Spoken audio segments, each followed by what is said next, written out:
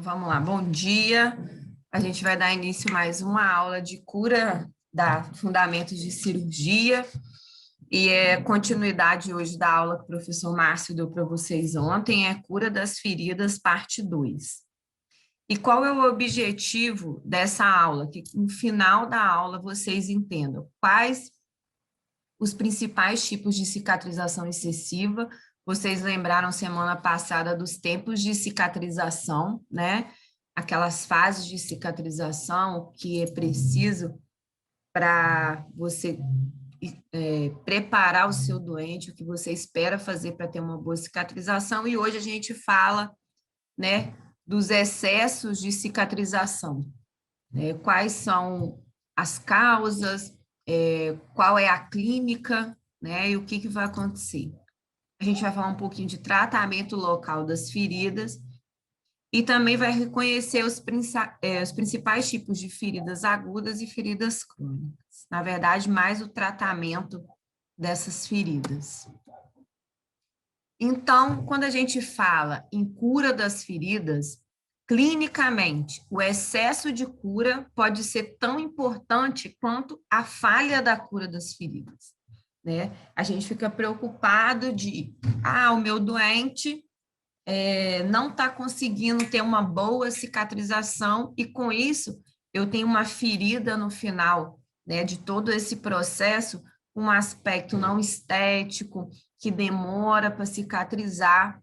Mas quando eu tenho um excesso de cicatrização, isso também é preocupante, traz transtornos para o meu doente, né? Uma cicatrização que forma um queloide, que forma uma cicatriz hipertrófica, pode ter uma repercussão na vida do meu doente. Então, por isso, a gente também, né, foca nessa parte de excesso de cicatrização. As manifestações clínicas de uma cura exacerbada, ela tem uma multiplicidade, diferem de uma pele para cada parte de tecido, né, na pele. Você pode ter uma repercussão de um tecido que tem uma cicatriz hipertrófica, de uma cicatriz que forma um queloide. No tendão, eu posso ter uma retração naquele tendão, né, que pode gerar uma debilidade no movimento do meu doente. No trato gastrointestinal, é muito comum nós, da cirurgia geral, quando vamos abordar um paciente, ou às vezes clinicamente na avaliação, um paciente que foi submetido a múltiplas cirurgias, ele apresentar um quadro que a gente chama de aderências intestinais, vocês já devem ter ouvido falar. Então, que pode chegar até um quadro de obstrução intestinal por conta dessas aderências, que não deixam de ser um excesso de cicatrização. Cicatrização em órgãos sólidos, quando a gente fala uma cicatrização pulmonar importante, a gente fala daquele doente que tem fibrose pulmonar, que ele tem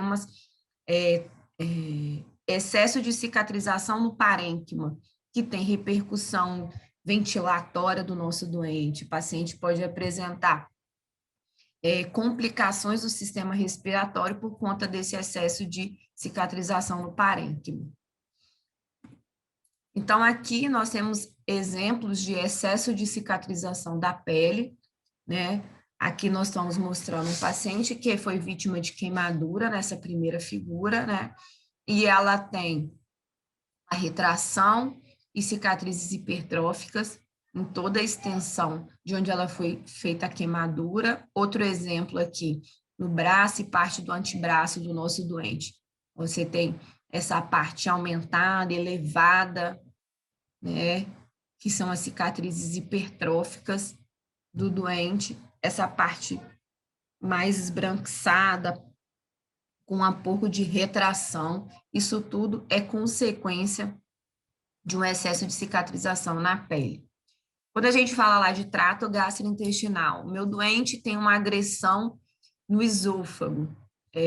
Por exemplo, um refluxo que foi de difícil tratamento e aquilo vai causando lesão na mucosa do esôfago e pode causar uma cicatrização em excesso que pode gerar uma estenose esofágica, que é essa primeira foto aqui.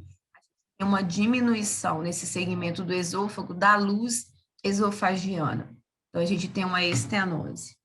Uma estenose pilórica, um paciente que fez uma cirurgia, por exemplo, uma úlcera gástrica perfurada, na manipulação, na rafia, né, quando a gente dá ponto, uma gastrorrafia, ali próxima ao piloro, ao antro gástrico, esse paciente, por uma cicatrização em excesso, pode apresentar uma estenose pilórica ou por outro motivo, né, que causa lesão na mucosa ali do piloro. Eu posso ter um excesso de cicatrização e ter uma estenose. Aqui a gente fala de via aérea, uma estenose de traqueia. Um doente, hoje a gente está nessa época de Covid, se a gente escuta muito doente, está entubado, fica muito tempo entubado. Então, você tem aquele balonete que a gente insufla no, no tubo orotraqueal, né? E ele vai fazendo uma isquemia, uma pressão ali na mucosa da traqueia. E isso depois pode gerar, né? Gera uma lesão, uma isquemia daquele tecido e posteriormente pode gerar uma estenose de traqueia, né? Então, nesse doente aí, você pode ter uma diminuição da passagem de ar e ele pode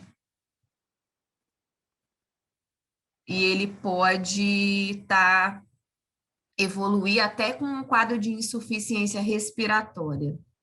Tá, tá tudo bem aí, gente? Tá Tá ouvindo? tranquilo, professor. Tem Tá tudo alguém que não tá certo. ouvindo? Então tá bom. Tem alguém que apareceu aqui dizendo que É. não tá ouvindo muito bem o áudio e perguntou se mais alguém tava para saber se era um problema. Dele ou daqui. Tá bom, É então. isso. Então, vamos lá. Então, esse doente com essa estenose, ele pode evoluir com uma insuficiência respiratória. Então, são exemplos que a gente usa, né, para vocês verem que uma cicatrização excessiva também pode causar um problema para o meu doente. Fibrose pulmonar, né, também tem aqui, ó, um excesso de cicatrização no parênquima, a cirrose hepática, isso são exemplos em órgãos sólidos. A aderência que eu falei com vocês ali atrás, ó, a gente tem aderências de órgãos, né, do trato Aqui tá gastrointestinal, sem som. como fígado, ó, fígado fazendo aderência com o peritônio, com a parede abdominal. Alças intestinais fazendo aderência. Espera aí.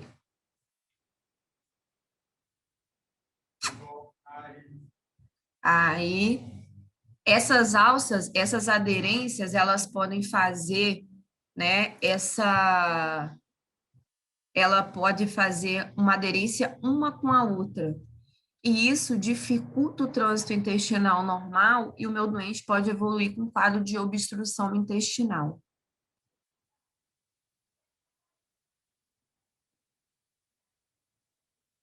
Então, vamos lá. Oi, amor, pode falar. Desculpa interromper. Você Nada. poderia repetir o slide Das... anterior? Porque o Pô, som sumiu ficou aqui. ruim? Então, vamos lá. Então, as aderências intestinais, né? Quando a gente faz manipulação dessa alça intestinal no paciente cirúrgico, Meu pão, ele pode fazer, né, meu no pão. pós-operatório ou na parte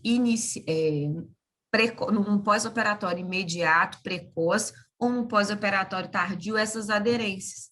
Vai fazer essa comunicação, nessa ligação de uma alça intestinal, como tem aqui nessas duas figuras, do fígado com a parede do abdômen, aqui é o peritônio, estão fazendo essas aderências. Ou de uma alça intestinal com a outra. Tem pacientes que essa aderência de uma alça com a outra é tão intensa que esse paciente pode evoluir com abdômen agudo obstrutivo. Vocês vão ter essa aula com a gente lá no 8º período, que é o paciente faz uma aderência muito forte uma com a outra, uma alça com a outra, e que o trânsito intestinal fica prejudicado. Então, ele para de eliminar flatos e fezes. Então, ele acaba obstruindo por conta de aderências. Então, dando um foco maior a essa parte de pele, né, que eu acho que essa parte de mais específica, órgãos sólidos, essa parte cavitária do trato intestinal, a gente vai falar na frente, nos próximos períodos, vocês vão ter em pneuma, em gastro, vão ter em cirúrgica novamente. Então, a gente vai falar de uma coisa que é mais peculiar no nosso dia a dia, né? Que ou você conhece alguém que já teve, ou você tem, ou você vai estar lá no ambulatório ou no pronto-socorro e vai ter alguém que você vai identificar esse tipo de cicatrização. No seu exame físico, você vai descrever paciente com presença de cicatriz, por exemplo, em parede abdominal com cicatriz hipertrófica ou queloide. Então, a gente vai falar um pouquinho de cada uma delas e do tratamento de cada um. Então, as cicatrizes hipertróficas e os queloides, ela representam uma superabundância de fibroblastos no processo de cura das feridas, né? Então, aquele processo de cicatrização, daquelas fases de cicatrização, o fibroblasto, que faz parte dessa cicatrização, ele é produzido em excesso, causando uma alteração no resultado final dessa cicatrização. Ambas ocorrem após um trauma na pele, né? Pode ser cirúrgico ou por outra causa. Elas podem ser dolorosas, a palpação. Uns pacientes referem que elas são pruriginosas e causam uma sensação de queimação no local. As cicatrizes hipertróficas, então vamos falar primeiro das cicatrizes hipertróficas. Elas normalmente, como a gente vai diferenciar uma da outra, elas se elevam acima do nível da pele, mas ela permanece dentro dos limites da ferida original. Ela não ultrapassa aquele limite de onde tem a lesão, seja por uma incisão ou por um outro motivo, né? Você fez um trauma, uma lesão cortocontusa, puntiforme ou uma laceração maior, então vai permanecer dentro daquele limite da ferida original.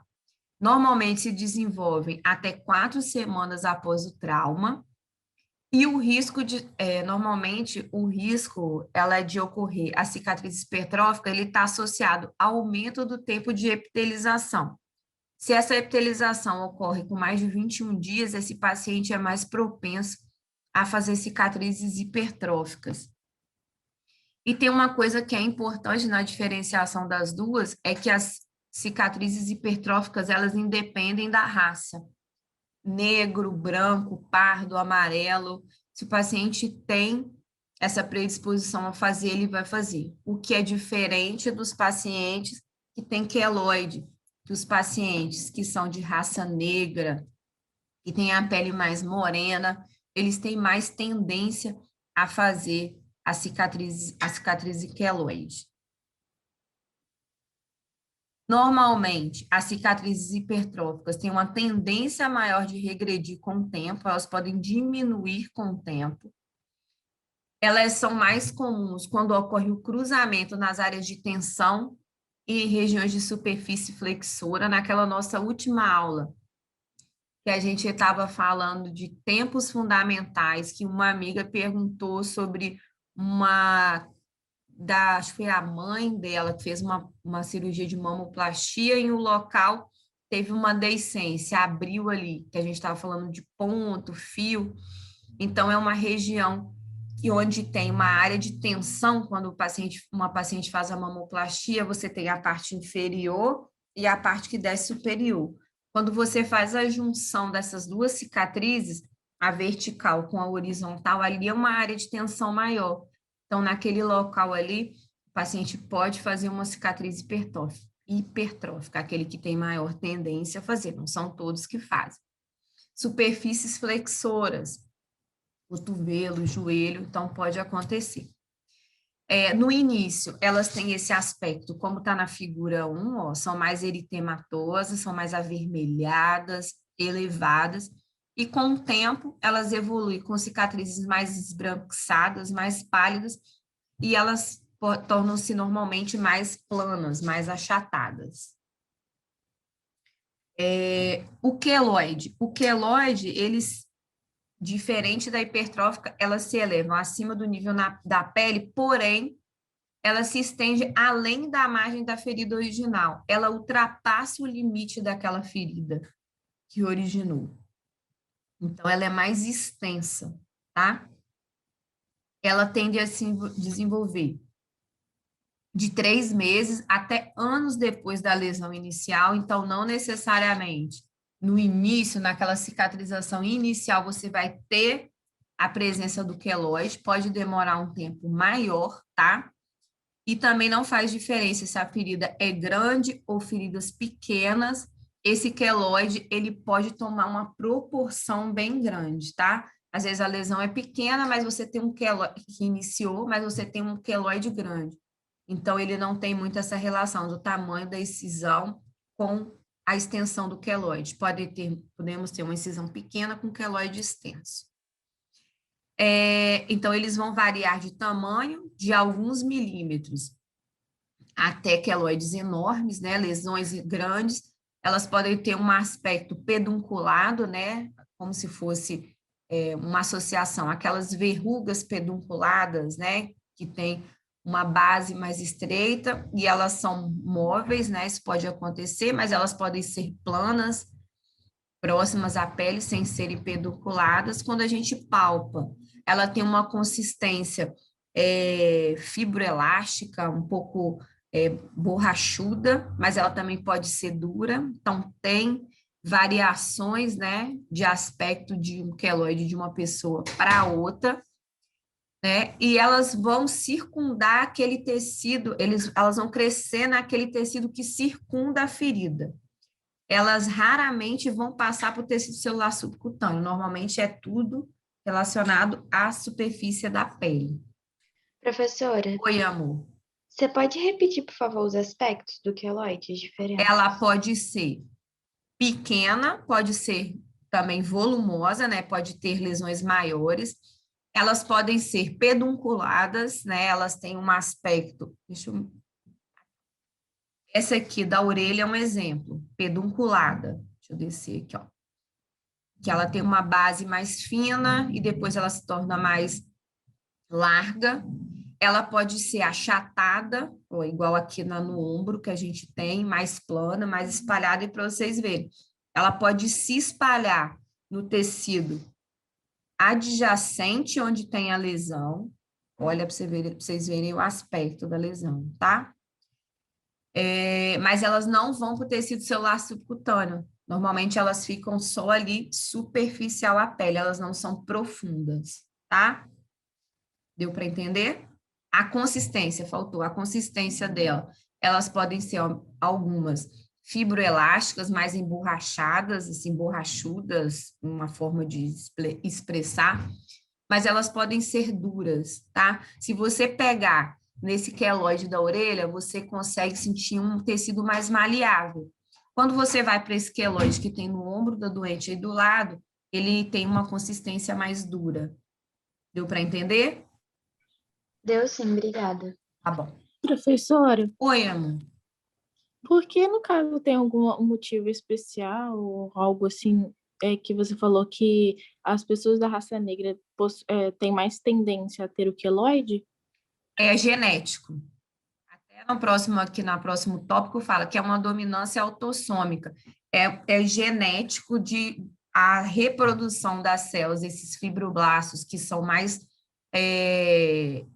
tem uma superprodução nos dois tipos de cicatrização no paciente de raça negra, espanhol, asiático, que tem uma tendência à pele mais morena, eles têm uma produção maior, mas isso é genético, tá? Vem da genética mesmo. Não tem um estímulo externo maior relacionado à pele, não. É mais genética, tá? Professora, Obrigada. volta naquele slide da orelha. Vou. Esse ombro aí é uma lesão e a queloide se espalhou, foi para outras áreas ou são várias lesões? É uma só que a queloide se espalhou. Gente, sabe isso? Uma queloide se espalhou. Não é muito comum esse aspecto, não, tá? O mais comum é igual aqui, ó, no ombro, tá vendo? Teve um estímulo e vai crescendo em volta. Esse aqui são exceções. Esse aqui é um atlas, eu tirei essa foto de um atlas de dermatologia né? Minha irmã é dermato, então a gente troca algumas fotinhas. Então, assim, esse aqui foi de um atlas de dermatologia e a descrição é essa, que ele fez, tem uma lesão única e que apresentou, que é uma exceção, não é muito comum. O mais comum é a lesão tem um estímulo e vai crescendo, mesmo estende mais do que o que você esperava, como é o exemplo desse aqui no braço, no ombro, do que na última foto, tá? Esse segundo aí pode ser um estímulo pequeno, por exemplo, você fura um piercing aqui na orelha e pode gerar um queloide desse tamanho aqui, como tem na segunda figura. Show. Ó, tem uma amiga aí falando, ó, minha irmã tem exatamente essa terceira, uma luta para achar um tratamento. É muito difícil. O tratamento de queloide, a resposta é difícil demais. Às vezes, quando você tenta tratar, você tem um rebote e faz um queloide maior do que o paciente tinha anteriormente. São doentes que têm um acompanhamento, um tratamento de difícil resolução. Então, deixa eu ver o que faltou aqui na outra slide. Professora, Oi, amor. dependendo da consistência, por exemplo, esse da orelha e esse que é mais espalhado, ele muda a constituição do queloide? Ou é tudo? É a Não mesma? muda, é a mesma, tá? Entendi. É só com o formato que ele toma, né? Que a consistência muda, mas a formação é a mesma, tá? Não muda, não. Entendi, obrigada. Nada. Professor, Oi. esses formatos que você acabou de citar, eles vão ser mais aprofundados para frente ou fica só a título assim de... Vocês vão ter isso em dermato. A Cristiane vai entrar nesse detalhe maior com vocês lá na dermato. Ah, tá ok. Então, por hora, Tá é só bom? isso aí, é o básico, né? É o que vocês têm que não precisa aprofundar, não, tá? Tá ok. Isso aqui Obrigado. que vocês têm que saber, que é como que você diferencia um para o outro, qual é o tempo que normalmente eles acontecem, quem tem tendência maior a desenvolver o queloide, que a cicatriz hipertrófica, ela tem uma tendência à regressão e o queloide, ele não tem, tá? O que pode causar? As duas são causadas normalmente por trauma. E aí o queloide também pode ser de uma cirurgia que desenvolveu depois o queloide, uma queimadura, uma abrasão, se arranhou, uma tatuagem. Tem pacientes que isso pode acontecer tanto em uma quanto em outra, que faz uma tatuagem, mas ele tem uma tendência à cicatriz hipertrófica. Ele apresenta uma hipertrofia ali naquela cicatriz da tatuagem, na cicatrização, porque é uma agressão à pele a tatuagem, então não deixa pode fazer em alguns doentes. Locais de vacinação, acne, pode deixar esse resultado, cataporas, óssea, foliculite, e pode aparecer de uma forma espontânea. Normalmente, o que é mais comum de causar é trauma, não é muito comum esse quadro espontâneo, mas existe relato, tá? Então, a gente já falou que o tamanho pode variar, a consistência pode variar, e os locais mais comuns, né, tá aqui no exemplo, lobo da orelha, deltoide e pré-external, tá? Ok, obrigado. Nada. Tratamento. Aí que tá o problema maior, né? O tratamento do queloide, o tratamento das cicatrizes hipertróficas. Esses doentes, o objetivo do tratamento desses doentes, né, dessas cicatrizações, é restaurar a função daquela área, porque dependendo do local que você tem esse tipo de cicatrização, você pode apresentar uma restrição, às vezes, de movimento, pode causar uma debilidade em alguma função do seu doente. Então, a grande maioria das vezes, quando a gente tenta abordar, né, para fazer um tratamento dessas cicatrizes, tentando melhorar, né, a função naquela área. Tem alguns pacientes que procuram porque tem sintomas, porque dói, porque queima, né, incomoda. E tem aqueles doentes também que procuram por uma forma estética, né? Você imagina uma lesão grande daquela na orelha, numa mulher, imagina numa menina jovem, uma adolescente, uma lesão daquela. Então, esteticamente também é uma das, né, objetivos da gente buscar esse tratamento. E a gente tenta, com esse tratamento, em alguns tratamentos, a gente faz uma associação. Deixa eu só prender aqui minha presença, que está voando. Faz uma associação para tentar tratar e prevenir com que haja uma recidiva depois, porque é muito comum, principalmente no queloide. Então, tem tratamentos variadíssimos em relação a queloide, em relação à cicatriz hipertrófica. E à medida que essas modalidades diferentes de tratamento foram sendo instituídos, foi se notando que tem tratamento isolado que ele tem efeito e tratamento e resolve a vida do doente, mas a grande maioria deles foi notado que deve se associar 2 tratamentos para ter um resultado melhor, porque tem alguns que têm um efeito rebote, né?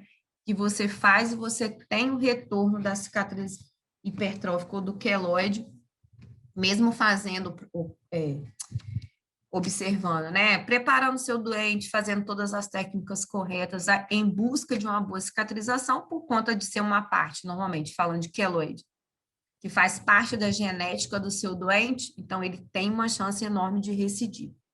Então, a primeira modalidade de tratamento que a gente vai falar é o tratamento cirúrgico, é ressecar, fazer a ressecção isolada desse queloide. Meu doente tem queloide, eu vou lá, levo no consultório, levo no centro cirúrgico e faço a ressecção do queloide naquele segmento. Mas o que notou quando a gente fazia essa ressecção do queloide e não fazia mais nenhum outro tratamento associado? Que ele tem uma alta taxa de recidiva, né? Que quase 100% desses doentes, de 50% a 100% desses doentes, eles retornam com queloide naquele local onde houve a ressecção, né? Quando a gente indica uma ressecção isolada desse doente, é quando eu tenho uma lesão muito grande, que às vezes um tratamento só local a gente não vai conseguir um bom resultado. Mas mesmo assim, hoje, a gente tenta tratar, mesmo quando tem indicação de ressecção, fazer um tratamento associado. A gente vai falar nos próximos slides. Para eu ter um resultado melhor e para diminuir a recidiva, né? Então, eu tenho uma recidiva menor quando eu faço um tratamento associado, né? Quando eu tenho uma combinação de tratamentos. Então, por isso, a ressecção isolada do queloide, ele é considerado uma terapia de segunda linha, né? A gente usa quando você não tem mais jeito e você é um doente que é candidato a ficar fazendo múltiplas ressecções desse queloide ao longo da vida. Então, a gente vai falar um pouquinho de tratamento combinado. Então, assim, a gente vai ressecar, né? O paciente tem uma lesão grande, eu vou ressecar e eu vou associar alguns outros tratamentos para poder diminuir, para tentar frear esse excesso de cicatrização. Então, eu vou ressecar e depois, o primeiro tratamento é a aplicação de silicone, né? Eu vou lá, refaço a ressecção daquele queloide e vou aplicar o silicone sobre onde eu fiz a ressecção para evitar uma hipertrofia de rebote. Então, para evitar uma formação de um novo queloide.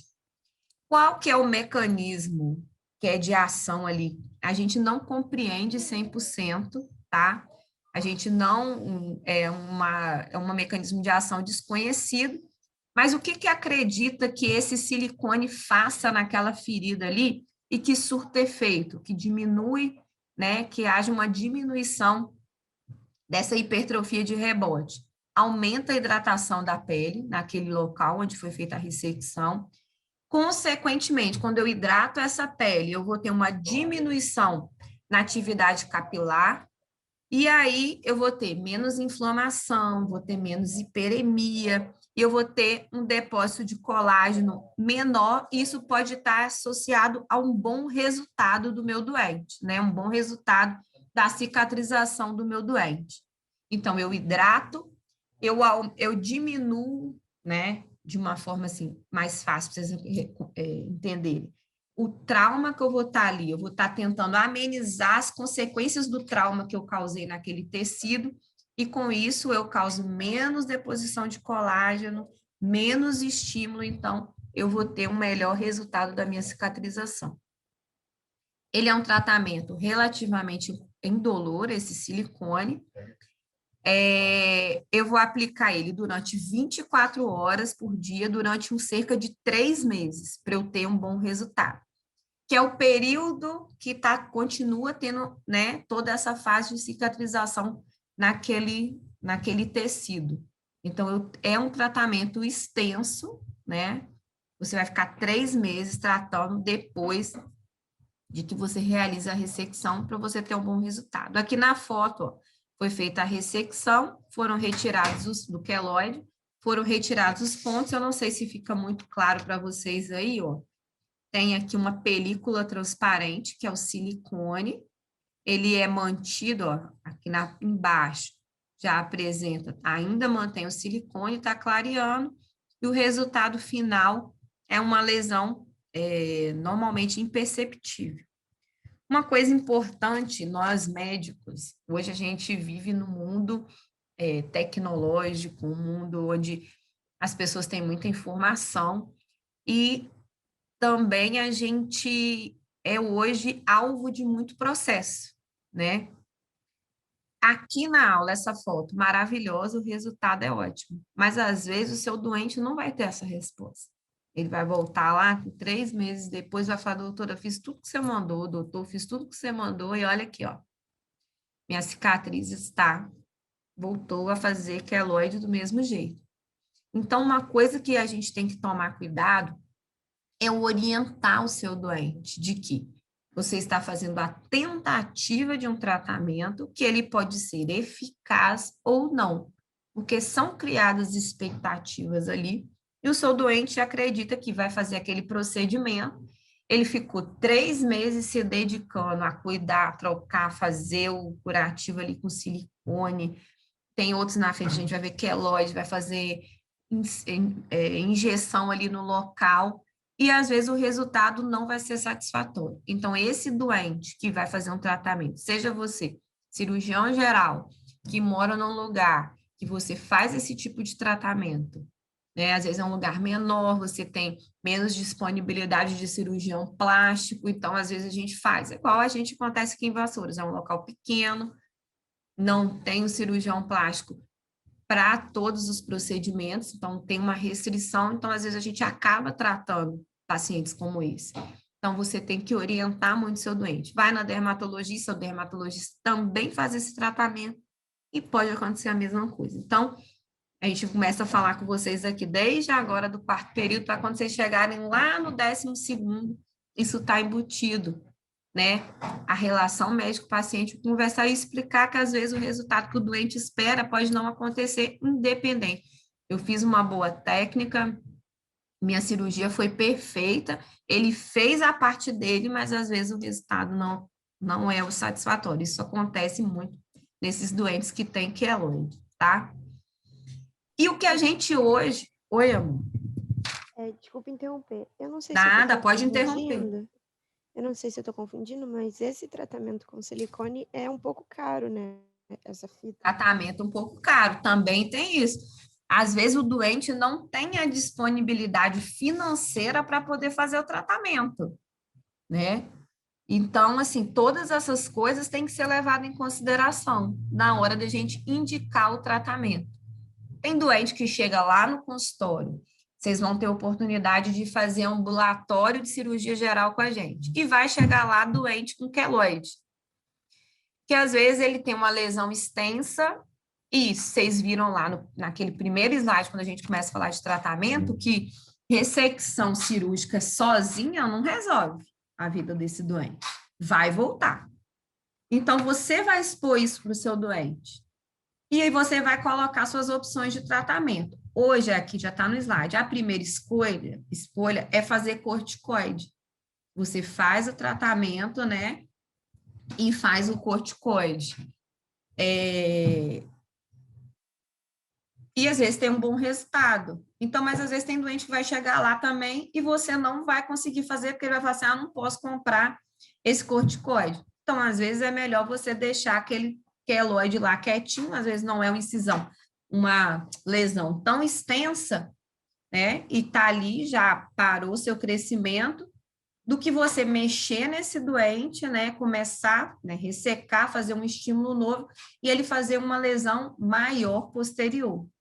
Então, isso tudo vocês vão aprendendo com, né, o decorrer da vida acadêmica e depois com o dia a dia. A gente vai dando esses toques para vocês já começarem a associar. Mas realmente, às vezes, o tratamento é caro. E às vezes o seu doente do SUS, ele não vai conseguir fazer esse tratamento da forma, né, que é eficaz. Por isso, tudo tem que ser conversado com o doente antes de fazer qualquer coisa, né? Não adianta eu ir lá operar o doente, depois que eu operar, quando eu for dar aula, eu colocar uma receita que tem um valor oneroso para o meu doente e ele não vai conseguir fazer, né? Aí depois ele volta e fala, doutora, eu não falei, mas eu não podia fazer esse tratamento. Então, tem coisas que a gente vai falando para vocês já começarem a captar isso aí ao longo, né, dessa vida acadêmica de vocês que está começando. Professora, oi, amor. então o tratamento de silicone ele não é proporcionado pelo SUS? Não. Em alguns lugares você pode até ter, mas normalmente não, tá? Inclusive aqui, vamos falar a nossa realidade, não tem. E se o meu doente precisa fazer corticoide intralesional, o corticoide que tem um resultado muito bom é a triancinolona, né? Comercialmente, a gente conhece como Triancil. A gente pede para o doente levar para poder aplicar, porque no hospital a gente não tem, o SUS não é o hospital, o SUS não disponibiliza para a gente. Às vezes, em locais maiores, que tenha mais recursos, o SUS né, disponibiliza. Mas falando nossa realidade, Vassouras, a gente não tem essa disponibilidade. Então, a gente orienta o doente a trazer. Eu até faço uma ressecção, não extensa, mas no ambulatório de cirurgia geral, quem faz mais? Eu e a Lucineide. O Márcio não faz muito ambulatório. Então, vocês vão conhecer a Lucineide lá para frente, no 8º período. Agora, a gente resseca, mas a gente orienta o doente a trazer o corticoide para a gente fazer, lá depois de fazer o procedimento, né? Porque a gente não tem ele disponível no SUS para poder fazer. Entendi. Tá? Obrigada. Nada.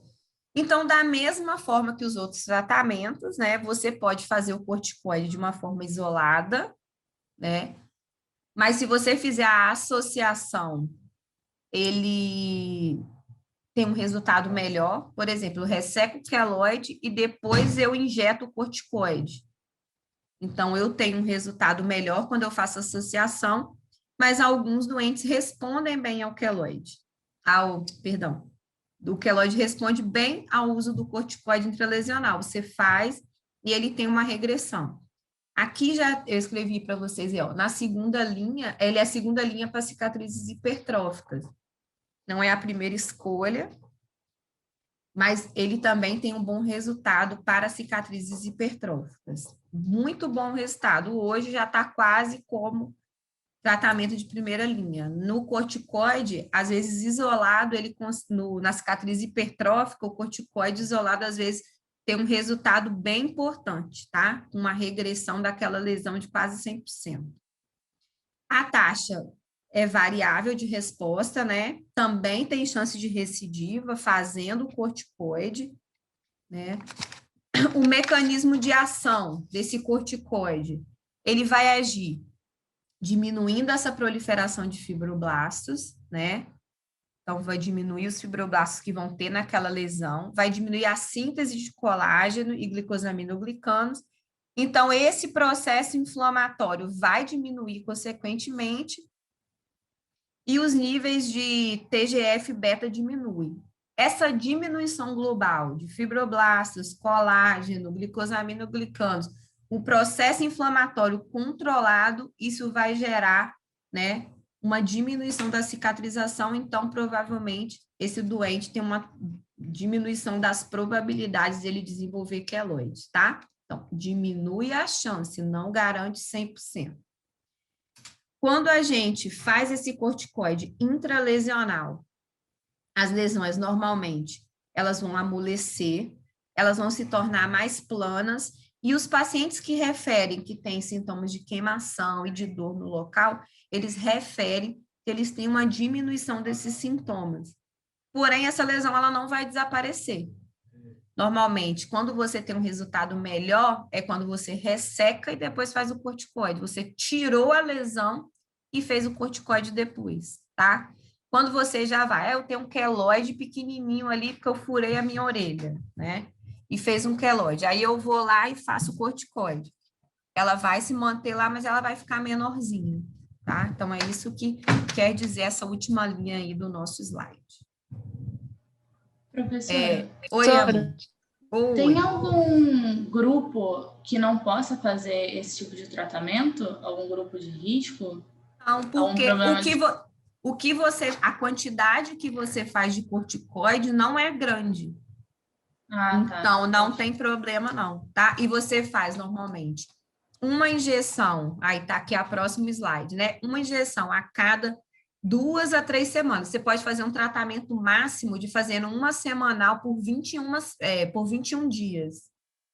Por quê? Por que pode acontecer? Se eu fizer um excesso de corticoide naquela lesão, pode chegar a um ponto que ela vai fazer uma retração. Ela vai mudar o aspecto da lesão, né? Então, você não tem um bom resultado depois, tá? Também continua, troca alhos por bugalhos. O resultado também não vai ser legal. Se você fizer mais, o que tem? Tem chance de fazer isquemia, até de fazer necrose ali naquele local, quando você faz um excesso de corticoide. Então, o máximo que você faz, né, num ciclo, são 3 semanas. Você faz uma injeção por semana. Deu para entender? Obrigada. Tá bom, então. Professora? Oi. Quanto ao primeiro slide da queloide que você falou, da cicatriz, não poderia ser feita sutura intradérmica, não? Teria algum problema? Fazer intradérmica? As outras suturas? Pode fazer intradérmica, não tem problema não. Mas também não tira a chance de fazer o queloide por conta do ponto intradérmico. Porque você achou que se você fizer o intradérmico, você teria diminuição do estímulo ali e menos chance de queloide, isso? Também melhoraria a questão da cicatriz.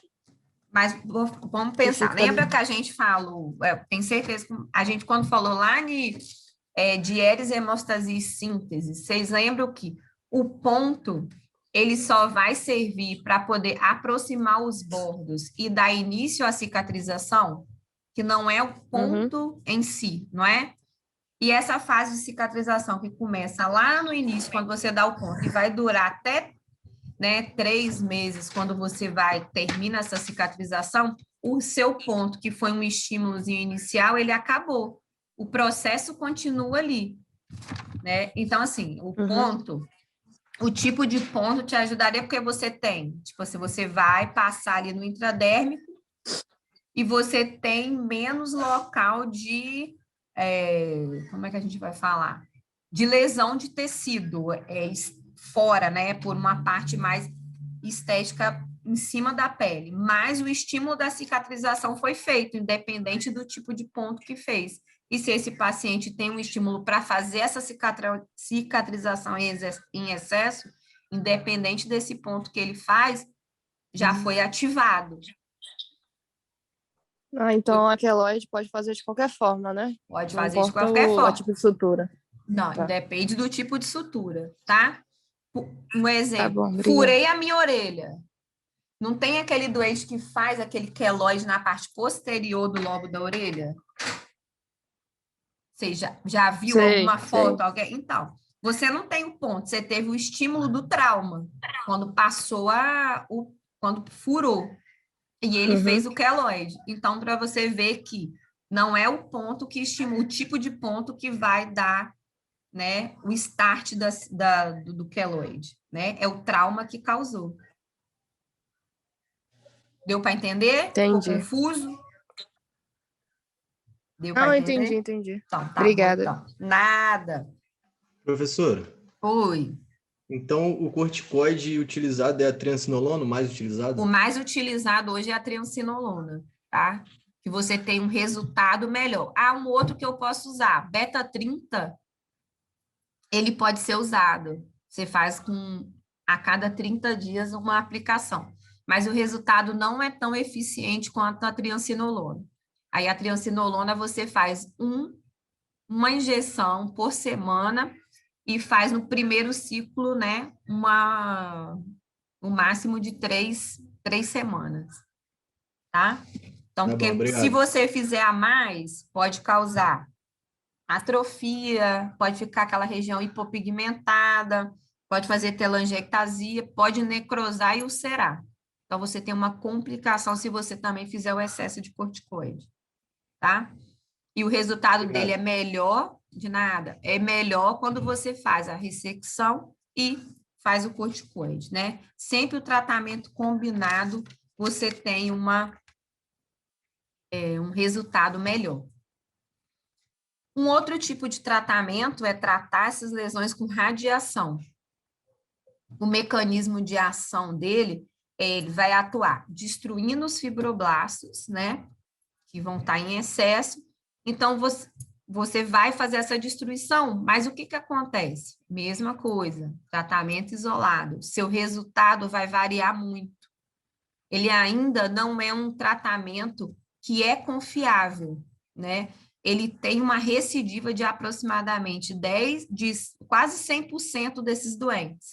Então, ele tem uma recidiva muito alta. Além disso, ele tem um risco muito grande do paciente hiperpigmentar a pele quando eu faço muita radiação. Alguns doentes vão falar que ele tem prurido, eritema, ele tem parestesia e dor no local. E devido a essa radiação por muito tempo, esse paciente pode evoluir com lesão maligna secundária a essa radiação. Então, você tem que tomar cuidado, né?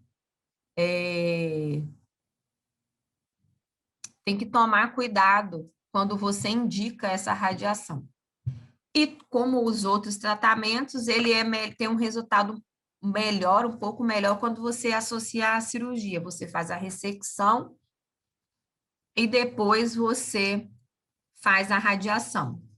Ele normalmente é usado para adultos e com cicatrizes em pacientes que você já fez outros tipos de tratamento e ele tem resistência, eles fazem recidiva a todos os outros tipos de tratamento. Então, o tratamento com radiação é um tratamento de última escolha. Ah, já tentei ressecção com corticoide, ressecção com silicone. Não tem mais o que fazer. E eu preciso daquele tratamento, eu vou tentar o tratamento também associado à radiação, para ter um bom resultado. Tá? Tratamento com compressão. Esse é um tratamento que a gente usa mais em cicatrizes hipertróficas, né? Nos doentes que têm uma tendência maior a cicatrizes hipertróficas. É feita uma compressão externa. Esse tratamento é muito instituído em pacientes que são vítimas de queimadura. Então, você vai fazer uma compressão externa ali. E eles acabam vão auxiliar com essa compressão uma maturação do colágeno, que vai gerar um achatamento dessas cicatrizes e vai gerar uma flexibilidade, um adelgaçamento daquela cicatriz ali, com chances maiores de um bom resultado estético. Então, o mecanismo, provavelmente, né, que a gente acredita, a gente não tem isso 100% relatado, é reduzir o número de células ali desse processo. Vocês viram que tudo que a gente faz é para diminuir a quantidade de células ali naquele local, só que com essa compressão, esse número de células é reduzido devido à isquemia que é feita, diminui a vascularização, então vai gerar uma certa isquemia, então vai diminuir o número de células, e com isso vai diminuir o metabolismo tecidual ali, então você tem um resultado melhor. Então você vai ter um bom resultado nas cicatrizes hipertróficas nesses doentes. Então é mais comum em doentes que são submetidos à queimadura. Esse tratamento tem que ter um início precoce, né? Tem que ter uma pressão numa média de 24 a 30 milímetros de mercúrio, sempre naquele tecido.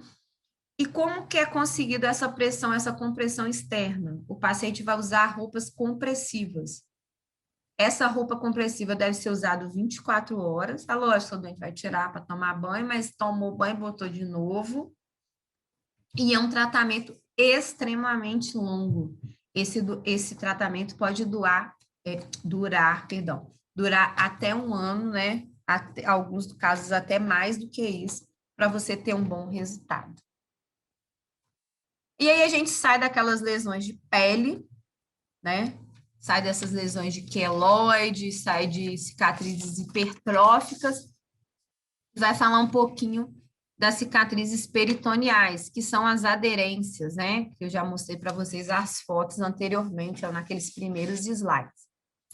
Essas aderências, então, são fibrosas, são bandas fibrosas, ó, mais exemplos aqui, mais fotinha, mostrando as fibroses, aqui, ó. As aderências, ó, o aumento, e aqui o estômago aderidos à parede peritoneal. Então, são bandas fibrosas de tecido que estão formadas entre órgãos, que normalmente são separados, ou entre órgãos e a parede interna do corpo. Então, eu tenho entre o estômago e o intestino, entre um estômago delgado e ele mesmo, segmentos diferentes, intestino delgado, entre segmentos diferentes do intestino delgado, o intestino grosso, intestino delgado, o intestino com fígado e deles com a parede abdominal, vai fazer essa aderência com o peritônio. Normalmente, eles são causados por cirurgias, né? Todo paciente que é submetido a uma abordagem cirúrgica, ele tem tendência a fazer a aderência. Pode ser causados por lesões térmicas ou isquêmicas. Lesões térmicas, exemplo, o paciente faz radioterapia, ele tem chance de fazer essas aderências. Inflamações, processos inflamatórios intracavitários ou uma reação de corpo estranho. Então, tudo isso pode gerar uma aderência. E como que é formada? Essas lesões causadas, seja por cirurgia, por lesão térmica ou por algum processo inflamatório, elas vão provocar uma resposta inflamatória naquela cavidade peritoneal, e com o fim desse processo inflamatório, vai acontecer um depósito de fibrinas entre essas superfícies, e nessa cicatrização, essas superfícies serosas que elas foram danificadas, elas vão gerar essa aderência, vão ficar umas grudadas nas outras, tá? As aderências intestinais são uma das principais causas de abdômen agudo obstrutivo, né? Normalmente é mais comum fazer obstrução de intestino delgado, né? O delgado vai aderir um ao outro. Tem pacientes que ficam desenvolvendo quadros de suboclusão, até elimina flatos, mas não elimina fezes, vomitam, distende o abdômen por conta dessa parte de aderências, tá? E aí, a gente vai falar agora de tratamento local das feridas, né? O tratamento das feridas agudas, ela começa com a obtenção de uma história cuidadosa, né? Eu tenho que saber o que gerou aquela lesão, o que causou, como que aconteceu. E aí, sim, depois que eu colho a história do meu doente, né? Eu vou fazer um exame daquela ferida. Eu vou avaliar vários tópicos para eu poder ver como que vai ser o tratamento instituído, o que eu vou fazer, né, naquele tratamento. Então, a primeira coisa que eu vou olhar é a profundidade daquela ferida. Ela é uma ferida superficial, é uma ferida profunda? Quais as estruturas adjacentes que elas estão elevadas? Se tem uma lesão que acomete um âmbito maior, né? Se eu tenho lesão de vários tecidos ali envolvidos. A configuração daquela ferida, né? Extensão, qual é o desenho dessa ferida, se eu tive perda tecidual ou não, se a lesão está sob tensão ou não, eu tenho que ver essa configuração.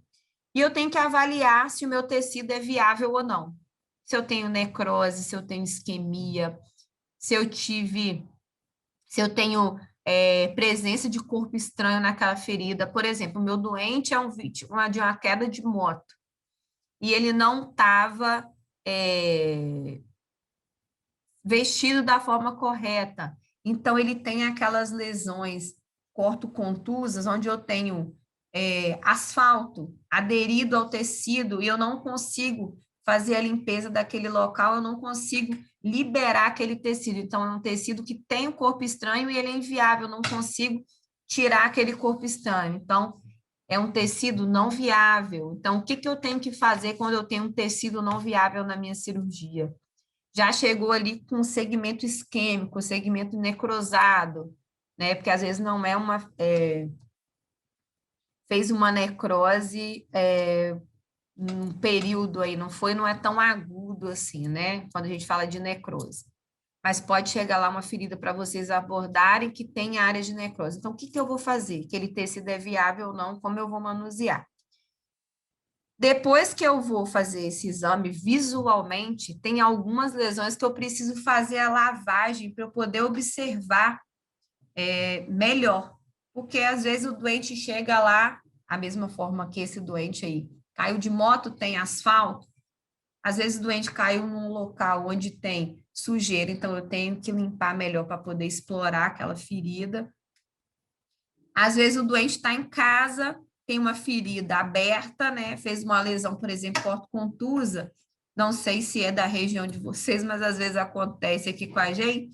Põe pó de café para parar de sangrar, põe açúcar. Então, aquilo ali impede que você faça um exame da sua ferida de uma forma eficiente, porque tem ali muito corpo estranho.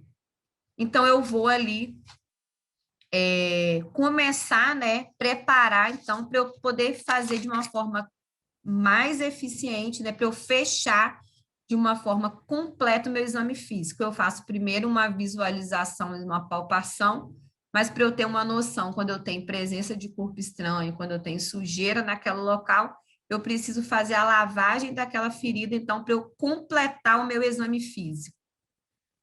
Então, eu preparo esse doente, depois eu colhi a história, eu examinei, eu lavei ali e vi toda a extensão daquela ferida, examinei quais são tecidos, se são viáveis ou não, se eu preciso fazer alguma ressecção ou não. Então, eu vou, sim, tratar agora aquela ferida. Quando eu falo de tratar a ferida, né, às vezes eu tenho que fazer um reavivamento das bordas da ferida, quando eu tenho áreas de isquemia, quando eu tenho sofrimento daquele tecido, para que eu tenha uma boa cicatrização. Depois eu vou rafiar daquele tecido, eu vou dar ponto naquele tecido para poder tratar por completo. Mas até eu chegar ao ponto de dar ponto, de fazer reavivamento das bordas, o que eu tenho que fazer? Qual é o passo a passo que eu tenho que seguir para eu poder fazer isso? Primeiro, a gente começa, né, fazendo anestesia local. Eu vou usar o anestésico local. Normalmente a gente usa lidocaína 2%, né? Eu já fiz a primeira limpeza naquela região, porque eu também não vou fazer anestesia numa ferida suja, já lavei, já passei aquele sabão antisséptico que a gente teve aula lá da asepsia, antissepsia, pode ser polvidine, pode ser clorexidine, eu já fiz uma lavagem, lavei com soro e o antisséptico, e vou fazer ali o anestésico local, né? Vou fazer um anestésico local, pode ser uma anestesia com lidocaína 2%, com ou sem epinefrina, com vasoconstritor ou sem vasoconstritor. com o vasoconstritor já me auxilia na hemostasia daquela ferida, né? Vai fazer a vasoconstrição dos vasos ali ao entorno daquela ferida onde eu estou manuseando. Então, já faz as duas partes, faz a anestesia e faz a vasoconstrição. A gente só tem que ter muito cuidado quando a gente vai usar lidocaína com vasoconstrictor, porque ele não é indicado para regiões de extremidades, dedos, orelha, nariz, porque ele pode gerar um vasoespasmo tão grande e que pode gerar isquemia e necrose desses tecidos, né? Então, a gente não usa, né, faz vasoespasmo secundário e pode gerar necrose, então a gente não usa em extremidade a lidocaína com epinefrina. Então, eu já estou anestesiando, meu doente está anestesiado, agora eu posso fazer uma exploração mais efetiva, né? Eu já estou de luva estéreo, eu vou lá explorar aquela ferida, vou ver se tem alguma lesão de algum tecido ali mais profundo, pode ter uma lesão de um vaso, de um nervo, às vezes tem uma lesão vascular que está tamponada, então eu vou ter que observar isso tudo. Vou ver se tem uma lesão de músculo, falando em lesões mais superficiais ali, né? Por exemplo, fez uma lesão corto-contusa no braço, agora, depois que eu anestesiei, já fiz a asepsia toda do meu doente, eu boto já estou de luva estéreo, vou fazer uma exploração digital ali daquele doente. Vejo se tem alguma lesão ou não, né? Se não tiver, ou se tiver, eu vou tratar, vou ver o que tem para tratar. Eu tenho uma lesão de vaso ali, é uma veia tá sangrando, então eu vou fazer uma hemostasia, seja ela com cautério, vou lá e faço uma eletrocoagulação, seja ela por uma ligadura, ou seja ela só por uma simples compressão digital, para de sangrar. Vocês vão vendo que os conteúdos vão se misturando ao longo, né, das matérias, então não tem como dissociar. Então, a gente está falando lá de asepsia, antisepsia, fala um pouquinho de hemostasia, daqui a pouco a gente vai falar de síntese. Então, explorei, vi o que tinha ali, o que eu tenho que fazer, se eu tenho que fazer hemostasia, se eu tenho que rafiar um tecido que também foi lesionado. E aí eu vou fazer agora, que o meu doente está anestesiado, continuar aquela limpeza que a gente já iniciou lá. Vou lavar agora lá dentro da ferida de uma forma melhor, porque o meu doente agora ele não sente dor quando eu vou fazer exploração, quando eu vou lavar lá dentro. Então, eu posso tirar qualquer excesso, né? E qualquer tipo de corpo estranho que não saiu na primeira limpeza. Então, como eu faço isso? Pego um soro fisiológico e vou apertando, ele vai sair com uma pressão de dentro do frasco e vai carreando ali, né? Vai carregar todo tipo de corpo estranho que esteja ainda, né? Que não saiu na primeira limpeza quando eu fiz de dentro da lesão do meu doente. Então, às vezes até um tecido que está ali mais solto, que vai esquemiar posteriormente, ele vai sair quando eu faço essa limpeza. Normalmente, quando a gente vai fazer essas limpezas com essas soluções, a gente não passa dentro da ferida, tá? Que pode causar lesão tecidual e vai gerar dificuldade de cicatrização. A gente limpa ao entorno, por isso é importante você jogar esse soro para limpar lá dentro e explorar digitalmente, porque você vai fazendo essa limpeza, você não coloca sabão de antisséptico lá dentro. E vocês lembram lá quando a gente falou de iodo, quando ele cai dentro da lesão, o paciente pode referir queimação? Então, não é só isso. Esse doente nosso já vai ter, né, anestesia local ali, mas ele pode causar lesão tecidual e a cicatrização do meu doente ficar comprometida. Chegamos na hemostasia, né? Então, eu vou avaliar qual tipo de hemostasia, se é necessário e qual eu vou utilizar. Então, eu posso usar ligadura, eu posso usar compressão digital, eu posso usar eletrocoagulação. Então, eu não posso deixar que aquela ferida fique sangrando depois. Eu tenho que revisar a hemostasia daquela ferida. Se tiver algum tecido que não está viável, então eu tenho que fazer o desbridamento, que aí a letra E, do tecido não viável. Betadine, né, que a gente já falou, é o iodo, A gente deve passar em volta da ferida, não deve passar dentro, eu já tinha falado antes. E avaliar se o paciente precisa ou não de fazer antibiótico e profilaxia antitetânica. Né? Em alguns doentes, quando você não tem como fazer um acompanhamento próximo desse doente, quando seu paciente tem imunocomprometimento, que você tem uma ferida que você não viu, né? O que foi que causou aquela lesão, às vezes a gente faz uma profilaxia com antibiótico. Isso é uma exceção, tá? Normalmente o tratamento tópico, né, lavar e ficar acompanhando depois, é o tratamento ideal. Normalmente a gente não faz profilaxia, mas tem alguns doentes que podem ser os doentes imunocomprometidos, que você tem uma lesão que você não sabe o que originou aquela lesão, às vezes fez uma lesão, o paciente estava no jardim e fez uma lesão com ferro e você não sabe se tem algum tipo de contaminação ali, né? Então, você pode fazer uma profilaxia ali. Paciente que chega, normalmente vítimas de lesão traumática, a gente faz a vacina antitetânica, né? Principalmente se você tem uma fratura com grande exposição de tecido e algumas vezes até exposição óssea, tá? Se o seu doente não tiver vacinado, você tem que fazer essa profilaxia. Depois que você fez todo esse preparo, já está pronto ali, você já fez hemostasia, você já reavivou as bordas, quando você desbridou o tecido não viável, você vai aproximar, né? Você vem de dentro para fora sempre. Perdão. Quanto menos suturas você fizer nessa aproximação, melhor, mas tem tecidos. Quando você vai gerar um espaço morto muito grande, você aproxima as partes mais profundas.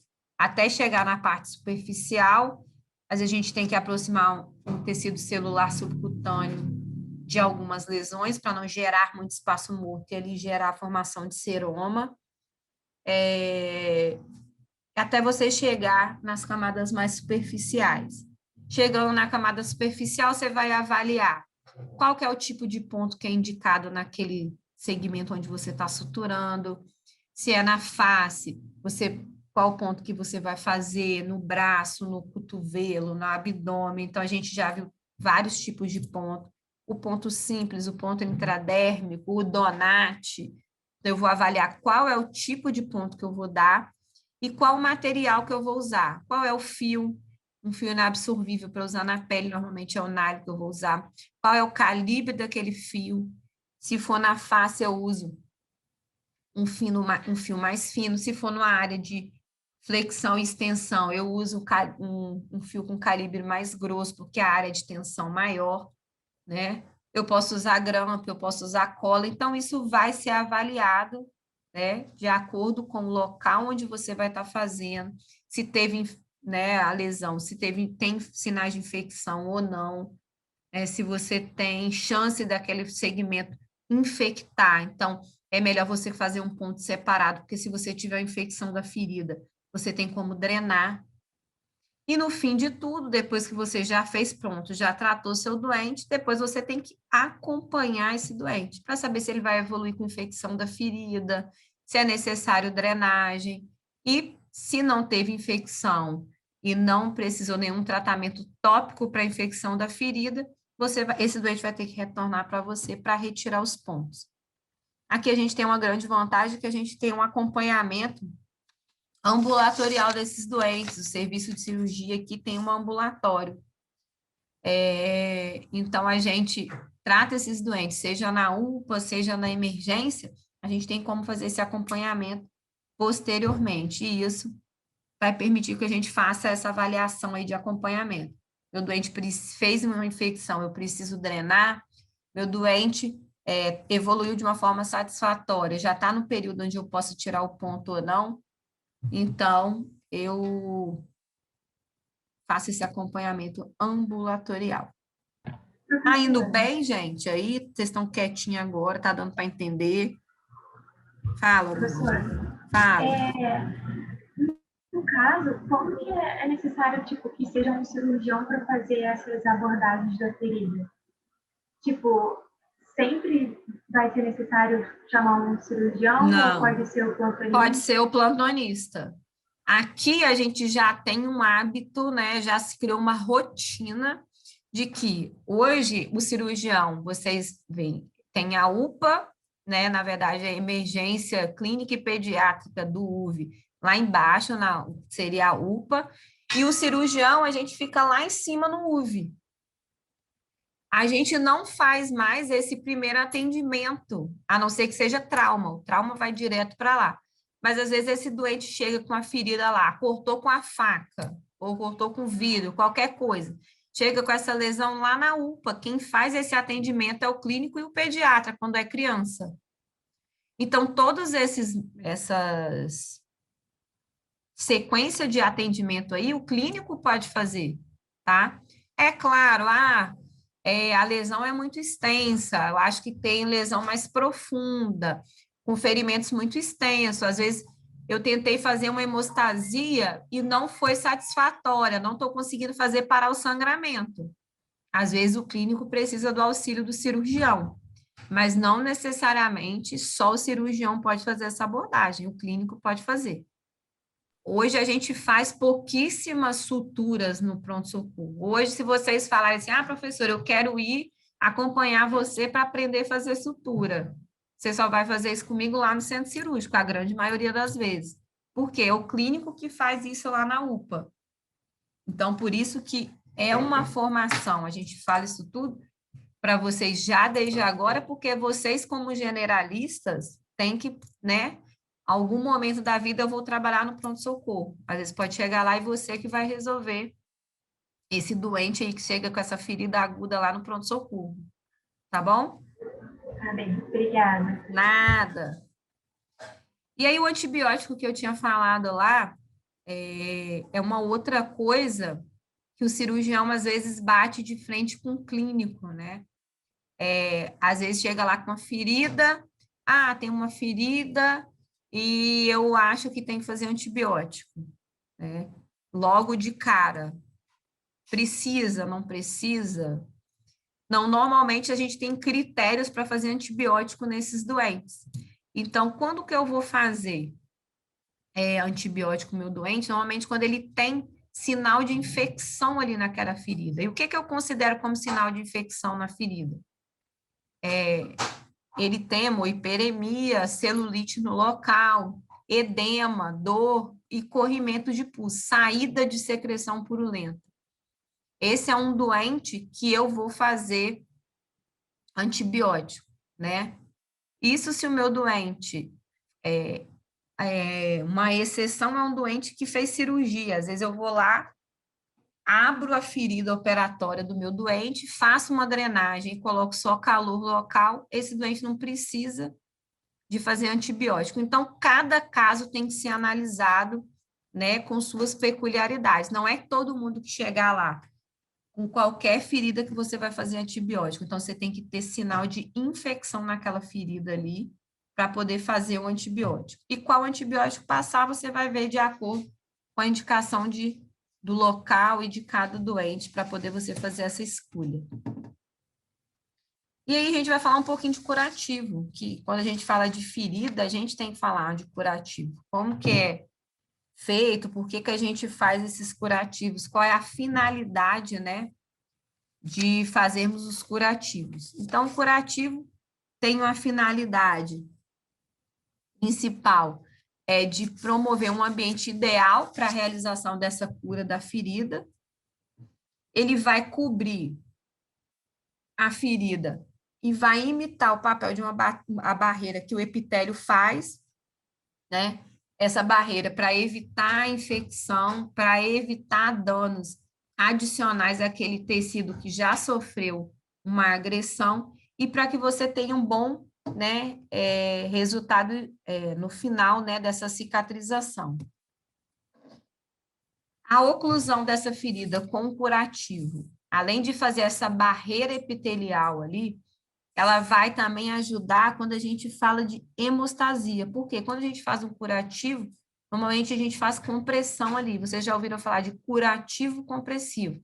Aquela ferida ali tem um sangramento que persiste. Então, uma forma de eu fazer hemostasia é fazendo um curativo compressivo. Eu faço um curativo mais firme ali naquele local, que aquela compressão gerada pelo curativo vai gerar hemostasia e também, adicionalmente, vai limitar o edema ali naquela região.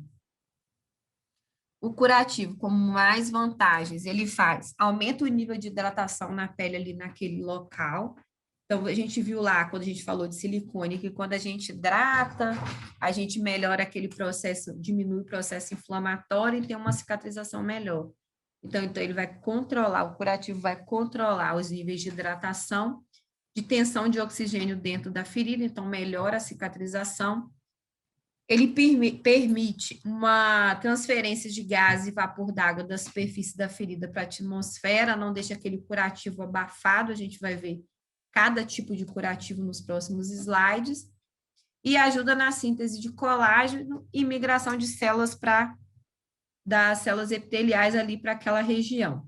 Quando eu não devo usar um curativo fechado, né, oclusivo, que a gente chama, é quando a gente tem feridas infectadas, porque ambientes quentes e úmidos são propícios para aumento, né, para proliferação daquela bactéria ali naquela ferida. Então, se você já tem uma ferida infectada, que já tem bactéria já ali crescendo, então você evita fazer curativos oclusivos. Os curativos, antes da gente falar que os curativos são divididos em absorventes e inabsorventes e os outros tipos de curativo, a gente tem uma outra classificação para curativos. Os curativos podem ser curativos primários, né, que é aquele posto diretamente sobre a ferida. Ele vai fazer a absorção, né, dos fluidos que são produzidos pelaquela ferida, evita a infecção, e a gente tem os curativos secundários, que é aquele aplicado sobre o primeiro curativo, sobre os curativos primários, que vai ser ainda mais uma proteção para aquela ferida operatória. Então, o curativo primário é aquele que eu faço direto sobre a ferida, ele vai proteger, ele vai fazer a absorção de fluidos, vai ajudar a evitar a infecção, e o secundário é que eu faço uma maior proteção, eu coloco sobre o curativo primário. Os curativos absorventes, então, é esse aí, o primeiro, é aquele... quando você tem uma ferida que tem um acúmulo de líquido e pode levar à maceração daquele tecido e aumentar o crescimento bacteriano em excesso. Então, quando eu tenho aquela ferida muito exudativa, que vai produzir muito líquido, então vai fazer uma tendência maior à lesão tecidual, maceração daquele tecido e o crescimento bacteriano, então eu tenho que usar um curativo que vai absorver esse excesso de líquido. Então, o líquido vai ser absorvido pelo curativo, e esse curativo não vai ser aquele curativo que vai ficar totalmente embebido, não vai ficar totalmente encharcado, né? Então, vai permitir com que a ferida fique mais seca, né? Quando ele absorve esse excesso de fluido produzido pela ferida, então vai diminuir a produção, né, de bactérias em excesso ali, então diminui a chance de infecção. Então, eu tenho excesso de líquido produzido, tem uma exudação importante naquela ferida, tem uma tendência à maceração tecidual, um crescimento bacteriano em excesso, quando eu coloco esse curativo absorvido, esse excesso absorvente. Esse excesso vai ser absorvido, então vai ter menos chance de lesão tecidual, menos chance de excesso de proliferação e, consequentemente, menos infecção ali naquele local. Curativos inaderentes, são aqueles que não vão ficar aderidos, né, na ferida. Vocês vão colocar, é aquela preocupação que a gente tem, né? Às vezes vai fazer um curativo, passa uma pomada para o curativo não grudar na ferida. Então, esse curativo que ele já vem preparado, né, com um produto, seja ele parafina, vaselina, gel hidrossolúvel, ele não vai, esses produtos não permitem que o curativo grude, né, naquele ferimento, né? Mas só que quando eu coloco um curativo inaderente, ele normalmente ele vai gerar na minha ferida, ele normalmente não é usado sozinho. Ele deve ser usado como curativo secundário, né? Ele é usado como curativo, é necessário um curativo secundário para evitar com que a gente use esse produto, né? Ele vai ressecar muito a ferida e também vai diminuir o caso de infecção daquele local. Curativo oclusivo e semi-oclusivo. O curativo oclusivo é aquele que eu tampo totalmente a ferida, e o semi-oclusivo é aquele que eu tampo parcialmente, né, a ferida. O curativo oclusivo, ele só vai ser usado em feridas, normalmente em feridas limpas, tá? Pouco exudativas, tanto um quanto o outro, principalmente os oclusivos, porque se você tem uma ferida infectada, se você ocluir completamente, você vai aumentar lá naquele outro slide, a chance de aumentar a infecção. São curativos normalmente em película, eles são à prova d'água, impermeáveis a micróbios, então, eles não vão permitir, né, que o micróbio passe, a bactéria passe por ali, mas são permeáveis ao vapor d'água e oxigênio. Então, permite essa troca de vapor d'água da ferida com a atmosfera e a troca de oxigênio que facilitam, né, a cicatrização. Um exemplo aqui, um curativo semi-oclusivo, o paciente fez algum procedimento oftalmológico. Então, você usa esse curativo aí semi-oclusivo na ferida. Curativo semi-oclusivo, ó, parte apenas da ferida está fechada, né, permite uma troca maior. E aqui nós temos 2 curativos oclusivos, ó, são feridas limpas. Aqui eu tenho um acesso venoso profundo, tá? Não tem nenhum sinal de infecção, né? Então, ele vai fazer esse bloqueio total aqui. É uma ferida limpa, mas existe uma troca aí de vapor d'água e oxigênio na ferida que não predispõe esse paciente a desenvolver infecção aí no local. Pode desenvolver? Pode, né? Mas por isso que a gente tem que ficar sempre observando e fazendo a troca desses curativos. Curativo hidrofílico e hidrofóbico, eles são compostos, são componentes de um curativo composto, tá? Então, você tem uma parte hidrofílica e uma parte hidrofóbica. A parte hidrofílica vai ajudar na absorção de excesso de fluido naquela ferida, enquanto a hidrofóbica, né, é a prova d'água, impede a absorção total e permite que fique hidratada a ferida, mas que não fique com excesso. Então, tem uma absorção, mas essa absorção de líquido não é 100%. Então, por isso, né, essa parte hidrofóbica não permite a absorção total da água e a hidrofílica absorve parte. Curativos hidrocoloides e hidrogéis, né? Os hidrocoloides, eles são usados normalmente em lesões que são de média exudação, que tem líquidos em um volume médio, e os hidrogéis, normalmente usados em feridas secas, tá? Alguns pacientes que tenha lesões, por exemplo, úlceras de pressão, conhecidas antigamente como escaras, que tem um tecido necrótico que precisa ser desbridado posteriormente. Eu posso usar para umidificar nessas hidrogéis o leito dessa ferida para poder depois fazer, em um segundo momento, uma ressecção desse tecido necrótico. Normalmente, então, eles tentam combinar os benefícios da oclusão e da absorção, um absorve mais e o outro um pouco menos, tá? Então, eles vão fazer esse balanceamento. Os hidrocolóides absorvem o exudato, o hidrogel permite alta taxa de evaporação, sem comprometer a hidratação da ferida, e a gente pode usar também para tratamento de queimaduras nos doentes vítimas de queimadura. Então, ele vai permitir uma hidratação melhor da pele. Lesão com úlceras de perna, ó, meu paciente tem uma lesão, eu posso usar o hidrocoloide nesse meu doente aí, tá? Vai absorver o exudato dessa ferida, porque normalmente essas feridas, elas são bastante exudativas e vai haver uma boa cicatrização. Os alginatos... Oi, amor. A úlcera que você tinha falado é para usar o hidrocoloide ou o hidrogel?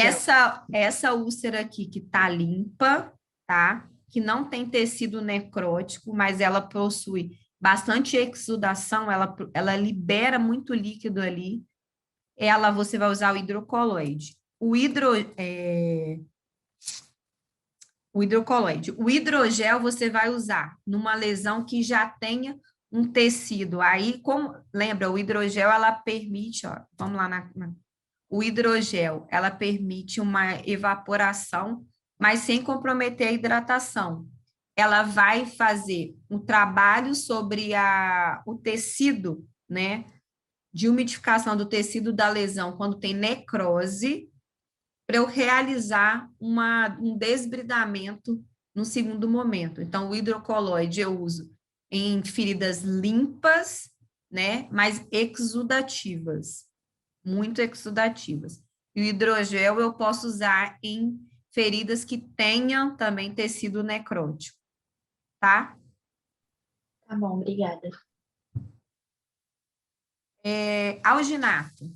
Alginato, eles são curativos e que eles são processados sob a forma de cálcio. Esses alginatos, eles vão ser transformados em alginatos de sódio, quando a gente vai começar a utilizar esse curativo. Eles são solúveis ao fazer trocas, né, com esse exudato que vai ser produzido pela ferida. Então, aquele líquido, ele vai fazendo uma transformação. E o que acontece? Esse polímero que tem ali dentro, dentro desse curativo de alginato, ele vai fazer como se fosse uma gelatina, vai absorver e vai fazer uma gelificação, vai virar tipo uma gelatina dentro do curativo e não vai deixar ficar aquela ferida muito cheia de líquido. Vai deixar ela mais seca, né, para poder facilitar a cicatrização. Então, esse polímero que tem ali dentro, que são chamados alginatos, dentro do curativo, vão gelificar, eles incham e absorvem a grande quantidade de líquido, tá? São usados em doentes que têm perda de pele, pacientes que têm feridas cirúrgicas abertas, que estão cicatrizando por segunda intenção, mas que têm uma exudação média a alta, tá? E feridas crônicas, que têm uma tendência mais exudativa, então vai fazer com que absorva aquele excesso de líquido lá dentro da ferida. Aqui, ó, uma escara, tem uma ferida grande, ela tem uma exudação importante, você coloca ali o curativo de alginato, então ele vai absorver aquele excesso de cicatrização e vai facilitar a cicatrização por segunda intenção naquele tecido. Não é um curativo que você troca todos os dias, alguns desses curativos você pode trocar a cada 7 dias, né, realizada essa troca. Professora? Oi? Esse tipo de curativo também é utilizado em queimaduras de grande extensão? O alginato? Isso. Não, normalmente você usa para queimadura hidrogel, tá? O alginato você vai usar mais em escara ou ferida, por exemplo, aqueles pacientes que têm úlceras extensas em membro inferior, que são difíceis de cicatrização, porque ele tem comprometimento vascular, que não cicatrizam, então você usa o alginato, tá? Tipo paciente diabético, assim, essas Isso, tá? Aí você usa alginato nesses doentes. Ok, obrigado. Porque a queimadura, você não tem você tem até uma exsudação importante inicialmente, né? Mas depois ela vai se tornando mais seca. Então, você não é indicação de você usar o alginato nela, não, tá? Materiais absorvíveis são usados dentro de feridas, alguns usados como homeostáticos, né? Você vai usar aquelas feridas que tem pode estar até um sangramento, né? Que é um tecido mais friável. Um exemplo de um doente que tá fazendo um tratamento de pele e tem uma ferida. Por exemplo, um paciente oncológico, que você fez uma ressecção de um câncer de pele ali. Aquele tecido normalmente é um tecido friável. E como ele tem comprometimento daquelas bordas das feridas, porque ele ainda você não conseguiu ressecar completamente o tumor, então fica aquele tecido friável. Então, é um tecido que ele tem uma tendência maior a fazer sangramento, tá? Então, você coloca colágeno, essa gelatina, celulose oxidada, ou celulose regenerada, que ela vai auxiliar na cicatrização e ela vai fazer um papel de hemostático naquele tecido. São tecidos que normalmente você tem uma patologia associada que deixa ele mais friável, mais vascularizado, com maior tendência a sangramentos. Por exemplo, lesões tumorais, né? Você resseca, mas devido à extensão, você não resseca completamente. Então, as bordas da sua ferida estão comprometidas por tecido tumoral friável.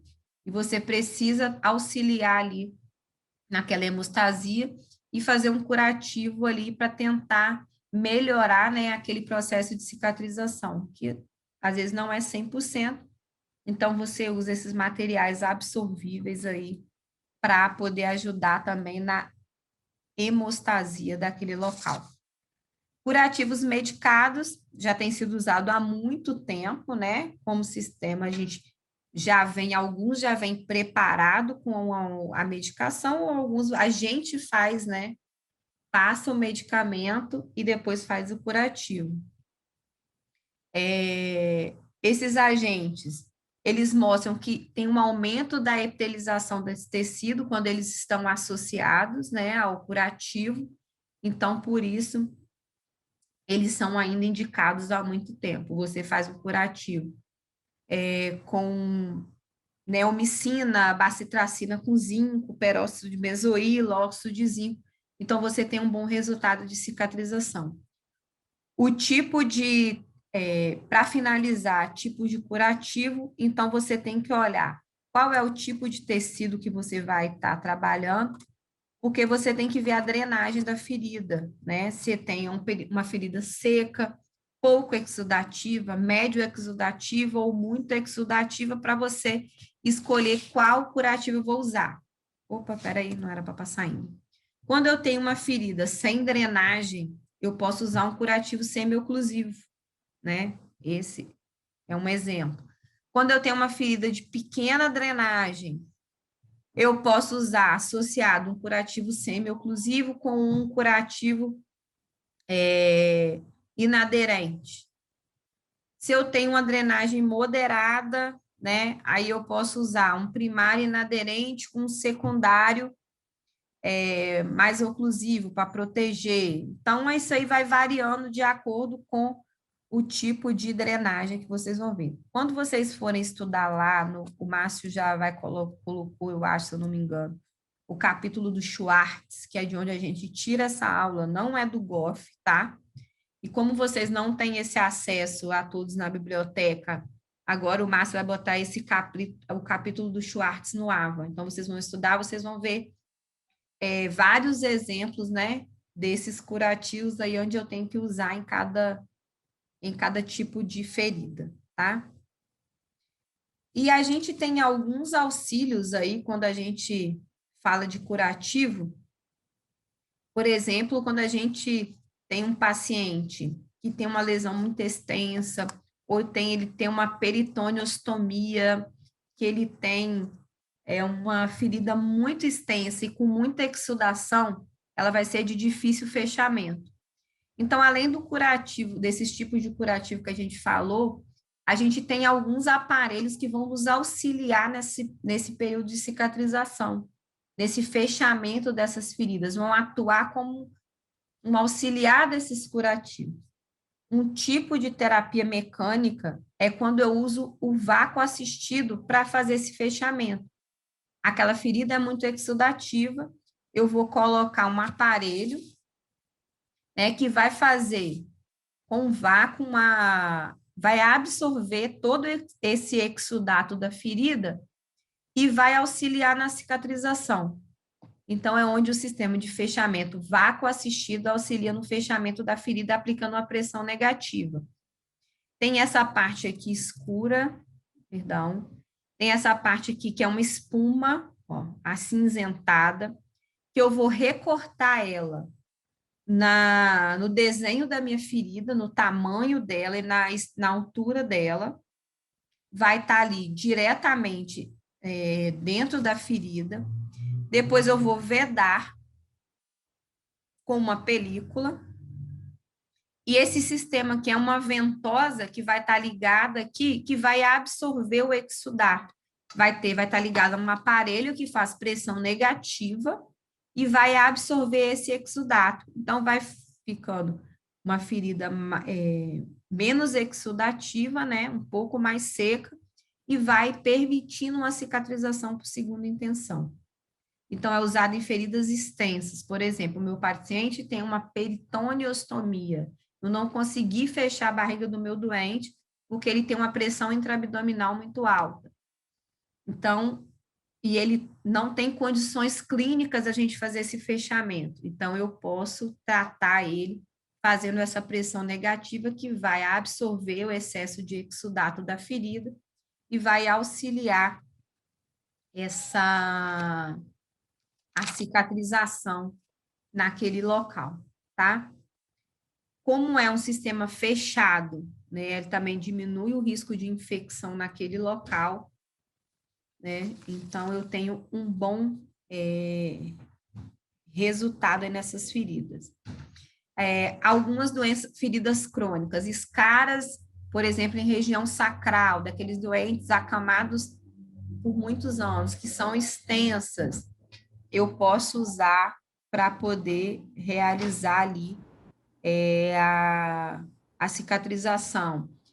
Feridas traumáticas muito extensas, eu também posso usar esse artifício para me auxiliar na cicatrização. Tá quase acabando, tá? Então, a gente vai falar um pouquinho de substituição de pele, né, para auxiliar essa cura das feridas aí. Toda ferida, ela precisa... Oi, gente. Aline, fala. Desculpa interromper aí a sequência do assunto, mas outra coisa assim que a gente teve experiência muito, muito bacana, resultado muito positivo, foi com a laser terapia, né? Tinha até alguns trabalhos que, na época que eu dava aula ainda, a gente conseguiu publicar, né, com tratamento de laser terapia em úlceras de decúbito. Faz uma cicatrização, estimula melhor o tecido de epitelização, né, Reinaldo? E aí tem uma cicatrização melhor. É isso aí. Muito usado. O Reinaldo trabalha com a gente lá no hospital, agora é meu aluno, mas é meu colega de trabalho, meu amigo de trabalho. A gente não tem um trabalho tão intenso no hospital dessa parte de cicatrização, mas eles trabalham muito da fisioterapia, às vezes até mais do que a gente. Eu, cirurgiã, a gente às vezes trabalha mais no preparo da ferida para eles, né? Às vezes esses pacientes de úlcera de decúbito, a gente faz o desbridamento e eles têm uma vivência muito maior, né? A laser terapia é uma vivência muito boa, é um resultado muito bom. Eu acompanho, às vezes a gente acompanha algum doente no consultório, né? Não pela ferida mesmo, mas por alguma outra patologia que a gente vê um resultado muito bom. Isso que o Reinaldo chamou a atenção é verdade. um tratamento muito significativo no tratamento dessas feridas abertas. Ozonioterapia também, né, Reinaldo? Eles fazem aquelas... Também, resultado muito significativo também. Muito significativo nesse tratamento das feridas. Muito bom.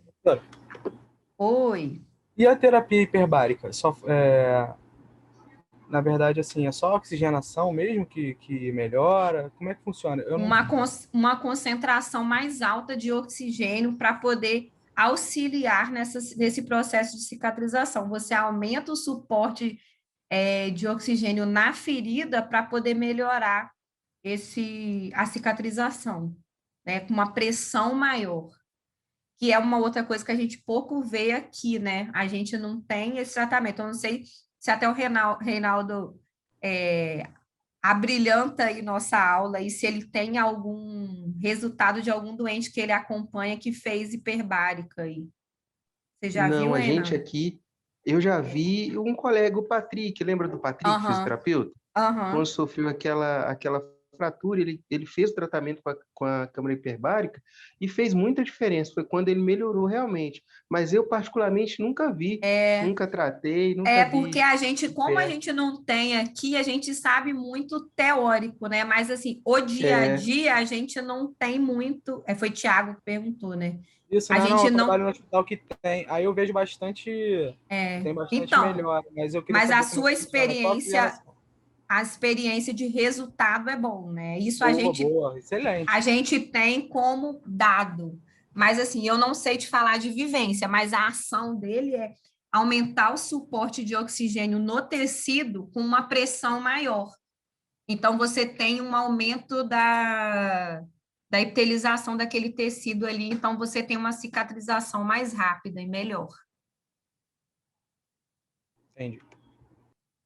Obrigado. Bom que tem. Nada, obrigada a vocês. Mais conhecimento na nossa aula.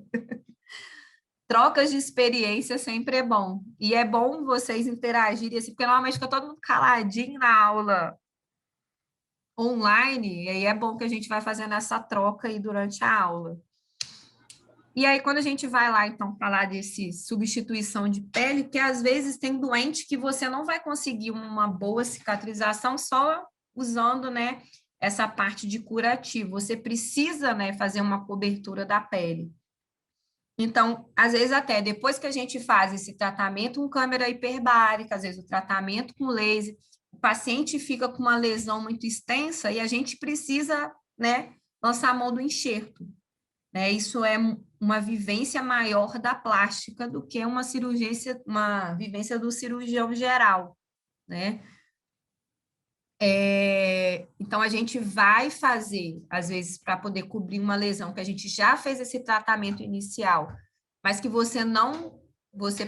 é uma área muito extensa, você precisa recobrir para você ter um resultado melhor.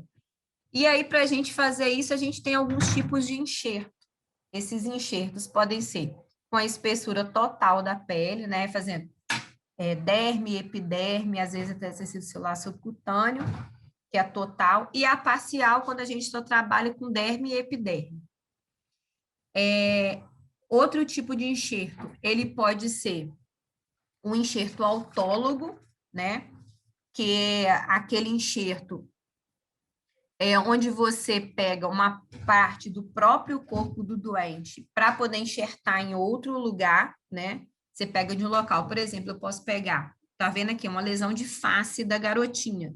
Eu posso ir lá, fazer uma ressecção de um tecido lá da coxa e vir fazer um enxerto, né, na face. Ou ela pode ser halógena, né, ou heteróloga. Eu vou pegar de um outro indivíduo que tenha, né, um doador idêntico, vivo, ou pode ser também de um cadáver. Eu posso ir lá no cadáver, mas que ele tenha...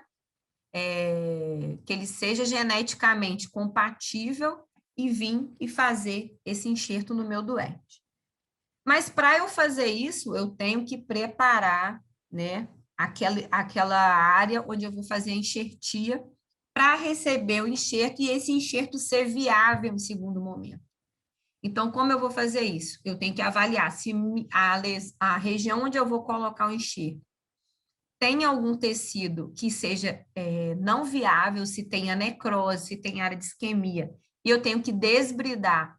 Quando eu tenho essas áreas de isquemia e de necrose, eu tenho que reavivar essas bordas dessa ferida, para que tenha vascularização naquele local, para que tenha cicatrização, fazer controle de edema naquela região. Revascularização acaba acontecendo quando eu faço o desbridamento da lesão, né? Quando eu tiro o tecido desvitalizado, vai ter um tecido viável e que tenha vascularização embaixo. Eu vou tratar para que não tenha diminuição da carga bacteriana, eu não posso ter infecção naquele local ali, e eliminar ou minimizar o máximo de exudato. Então, tem que ser uma ferida mais seca, para que o excesso de exudato não atrapalhe nesse período de cicatrização. Professora, e num caso como esse enxerto aí, o que você faria de... como é que fala? Eita, de proteção. Esqueci. Depois que eu faço o enxerto, eu posso fazer um curativo semi-oclusivo ali. Entendi.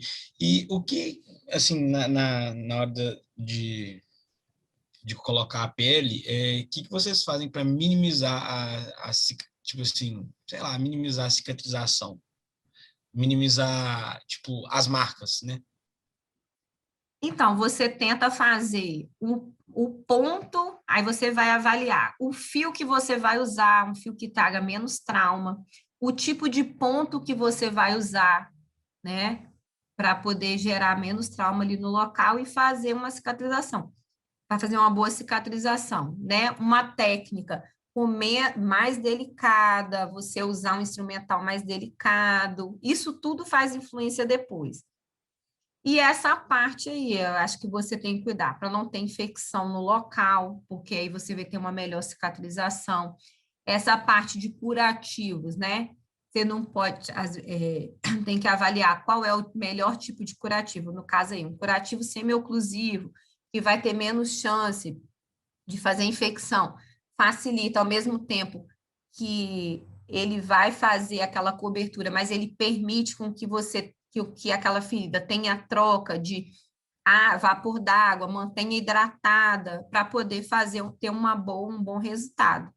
E também vai depender muito, né, do paciente, do tipo de cicatrização que o nosso doente tem. Um cuidado com aquela ferida, né? Se ele tem alguma comorbidade ou não, essa comorbidade tem que estar controlada para evitar com que ele faça alguma complicação no pós-operatório.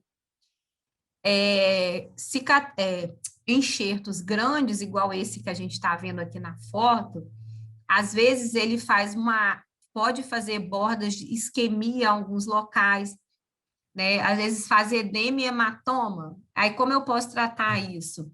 A gente faz uma abordagem local. O paciente faz um edema e, às vezes, um hematoma em alguma região.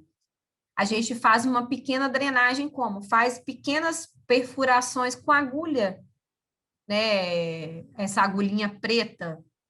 Eu vou e faço microperfurações, porque vai diminuir o edema daquele local.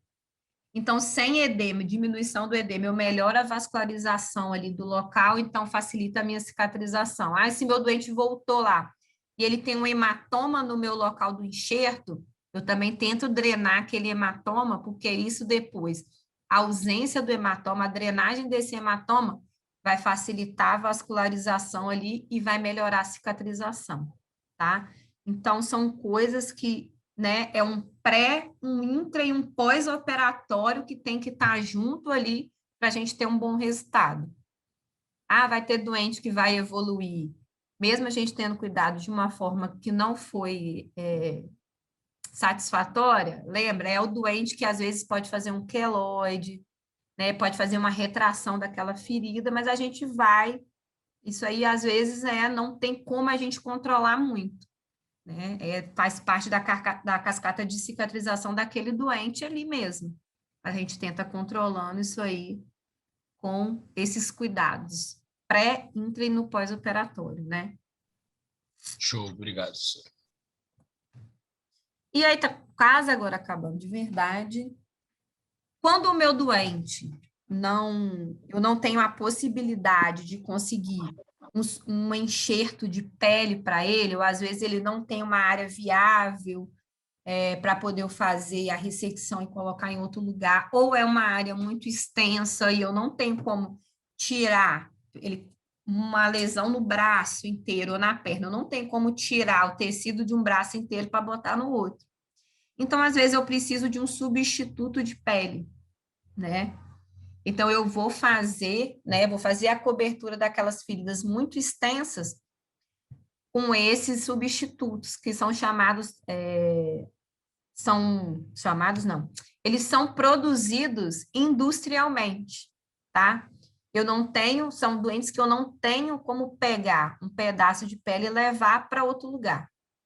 Isso pode ser feito com produto que vem industrializado e acho que a maioria de vocês já deve ter ouvido falar, um recurso que é usado hoje, um paciente queimado, é quando a gente faz com pele de peixe, né?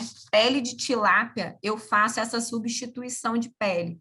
Paciente grande queima, isso aí, o Arthur acabou de perguntar, tipo a pele de tilápia para queimado. Ele é um substituto de pele, né? Não é produzido industrialmente, mas você pega a pele do peixe e coloca ali para cobrir. Então, está protegido aquele tecido, vai epitelizar ali por baixo e você vai fazendo a troca desse tecido temporariamente até o seu paciente ter a sua própria pele. A vantagem, você não precisa cortar o seu doente em um lugar para colocar no outro, né? Então, é uma coleta indolor.